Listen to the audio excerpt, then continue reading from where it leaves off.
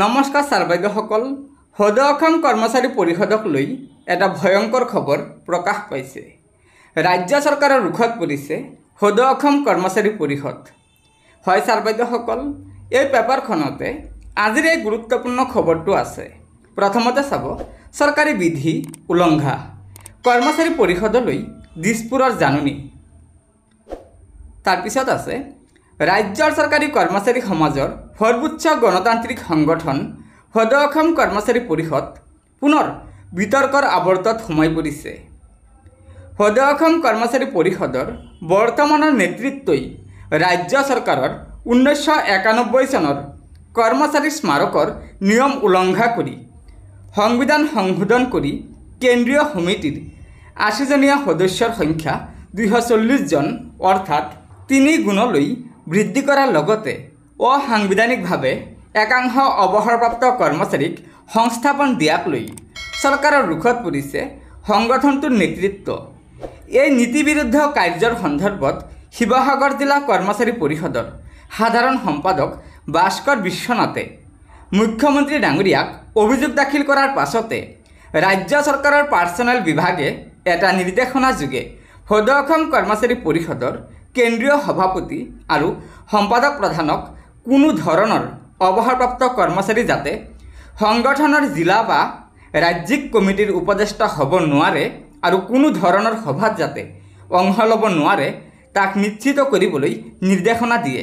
লক্ষণীয় বিষয়টো হৈছে ৰাজ্য চৰকাৰৰ পাৰ্চনেল বিভাগে ইয়াৰ পূৰ্বে বিগত 4 মে'ত সংগঠনটোৰ নেতৃত্বক উক্ত নিৰ্দেশনা কাৰ্যকৰী কৰিবলৈ পত্ৰ প্ৰেৰণ কৰিছিল যদিও ৰহস্যজনক কাৰণত পৰিষদৰ কেন্দ্ৰীয় সভাপতি দীপেন শৰ্মা আৰু সম্পাদক প্ৰধান দিলীপ কলিতাই কোনো কাৰ্যব্যৱস্থা হাতত লোৱা নাছিল, যাৰ বাবে পাৰ্চনেল বিভাগৰ অতিৰিক্ত সচিব বিক্ৰম দেৱ শৰ্মাই বিগত 17 আগষ্টত পুনৰ আন এটা নিৰ্দেশনা যোগে কৰ্মচাৰী পৰিষদৰ নেতৃত্বক অৱসৰপ্ৰাপ্ত কৰ্মচাৰীক সংগঠনৰ পৰা অপসাৰণৰ নিৰ্দেশ কাৰ্যকৰী কৰিবলৈ সকীয়াই দিয়ে। উল্লেখ্য, শিৱসাগৰ জিলা সমিতি সাধাৰণ সম্পাদক ভাস্কৰ বিশ্বনাথে মুখ্যমন্ত্ৰীলৈ প্ৰেৰণ কৰা অভিযোগ পত্ৰখনত কৰ্মচাৰী পৰিষদৰ মুখ্য উপদেষ্টা পদত অবৈধ শক্তিৰ সহায়ত অৱসৰপ্ৰাপ্ত কৰ্মচাৰী বাসৱ চন্দ্ৰ কলিতা অন্তৰ্ভুক্ত হোৱাৰ অভিযোগ কৰে। আনকি বাসৱ কলিতাই নিৰ্বাচনৰ পূৰ্বে শিৱসাগৰ জিলা কমিটিখনক আক্ৰোশমূলকভাৱে মনে সজা অভিযোগত ভংগ কৰি দিয়াৰো অভিযোগ কৰি ছেপ্টেম্বৰত ততাতৈয়াকৈয়ে কেন্দ্ৰীয় অধিৱেশন পাতি পুনৰ এখন অসাংবিধানিক সমিতি গঠনৰ যুঁজা চলোৱাৰ অভিযোগ কৰে।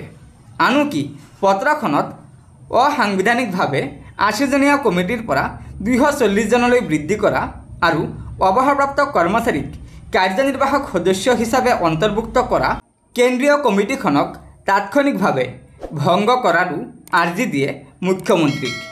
এই পত্ৰৰ ভিত্তিতে এতিয়া পাৰ্চনেল বিভাগে কৰ্মচাৰী পৰিষদৰ নেতৃত্বক পত্ৰযোগে সকীয়াই দিয়াত যিকোনো সময়তে সদৌ অসম চৰকাৰী কৰ্মচাৰী পৰিষদৰ কেন্দ্ৰীয় সমিতিৰ মুখ্য উপদেষ্টা পদৰ পৰা বাসৱ কলিতাকে ধৰি 10-15 জন অৱসৰপ্ৰাপ্ত কৰ্মচাৰীৰ লগতে 52খন জিলা সমিতিৰ পৰাও প্ৰায় 200 জন অৱসৰপ্ৰাপ্ত কৰ্মচাৰীৰ অপসাৰণ নিশ্চিত হৈ পৰিল।